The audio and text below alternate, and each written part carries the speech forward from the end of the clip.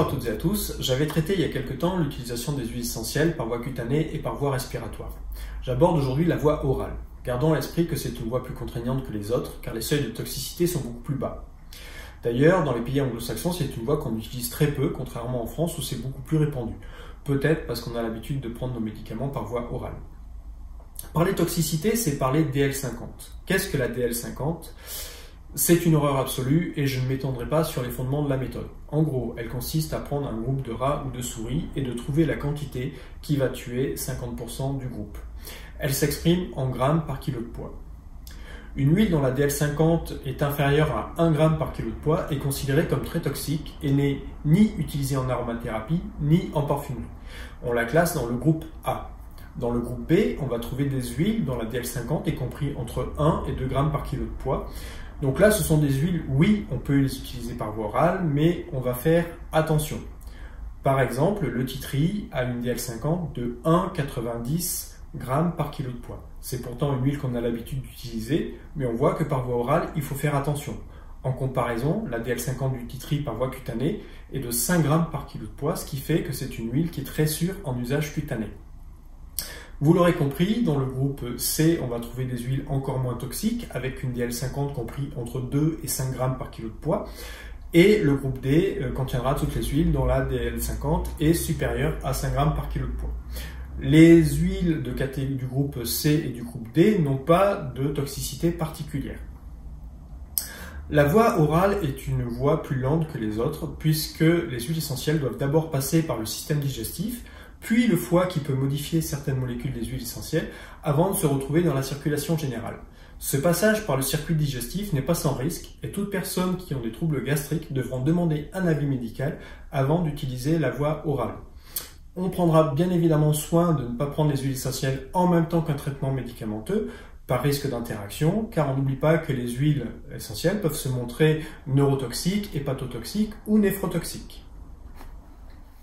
Pour autant, la voie orale a sa raison d'être dans certaines pathologies, comme les infections importantes, mais elle doit être utilisée en précaution et en connaissance de cause. Elle est totalement déconseillée aux personnes enceintes et allaitantes ou de moins de 3 ans, et pour les personnes de 3 à 6 ans, on demandera un avis médical. C'est clairement la voie du traitement curatif. On n'utilise pas la voie orale sur de longues périodes. Pour le préventif, on préférera les autres voies d'administration, voire les tisanes. Sans avis médical, on ne dépassera pas 6 gouttes par jour en 2 ou 3 prises. Là encore, c'est à relativiser car on peut prendre des doses plus importantes. On parle dans ce cas-là de dose de charge. L'idée est d'agir vite avec une quantité importante mais sur une brève période. On n'oubliera pas non plus que si l'âge est important, le poids l'est également. Comme je l'ai dit tout à l'heure, la toxicité s'exprime en grammes par kilo de poids. Ce qui veut dire que pour les enfants, la dose toxique peut être très vite atteinte. On a tendance à regrouper plusieurs choses dans la voie orale, parce qu'on ne distingue pas toujours le point d'entrée du point d'action. Par exemple, on peut utiliser le fait que la zone sublinguale est richement vascularisée, ce qui va permettre un passage rapide dans la circulation générale et permettra d'éviter le filtre hépatique comme en utilisation de la voie cutanée. Si maintenant on cherche la décongestion des voies respiratoires hautes, là on va plutôt préférer mettre sur le dessus de la langue.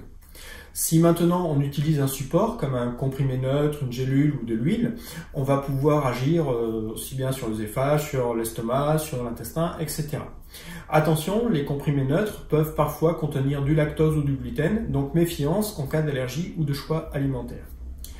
On peut également utiliser de la mie de pain, du sirop d'érable, du sirop d'agave. On note toutefois qu'on ne met pas simplement de l'huile dans du sirop parce que l'huile va rester en surface du sirop. Il est important de bien mélanger avant l'ingestion. Sinon, on peut utiliser des solutions solubilisantes qui sont vendues en pharmacie. L'idée est de se préparer un mélange en dilution et de prendre quelques gouttes du mélange à chaque fois. On peut, si on le souhaite, aussi mettre une goutte, mais alors seulement pour certaines huiles, dans son dentifrice directement sur sa brosse à dents. En fait, on n'oublie pas que les huiles essentielles ne sont pas solubles dans tout, c'est-à-dire que si on choisit le mauvais support, on peut vraiment irriter les muqueuses, voire les endommager. L'idée n'est pas de faire peur, mais plutôt de sécuriser l'emploi des huiles essentielles, puisque chaque année, les centres antipoisons reçoivent des milliers d'appels suite à un mauvais usage des huiles essentielles. J'en profite pour rappeler le geste d'urgence en cas d'ingestion accidentelle d'huile essentielle. On avale 1 à 2 cuillères d'huile végétale et on appelle les secours. En résumé, oui, la voie orale est possible, mais avec certaines précautions, et on prendra toujours soin de connaître la DL50 des huiles qu'on utilise. Avec cette vidéo, j'aurai traité les 3 voies principales d'administration, la voie cutanée, la voie respiratoire, la voie orale. Je vous mettrai en fin de vidéo les liens vers les 2 autres voies. Je ne traiterai pas des autres voies d'administration parce qu'elles sont beaucoup moins utilisées. Et en tout cas, avec ces 3 voies-là, on a déjà pas mal à faire. Cette vidéo est maintenant terminée. Je vous laisse avec des choses à cliquer par là et par là, je sais pas. Et je vous retrouve très bientôt pour de prochaines vidéos.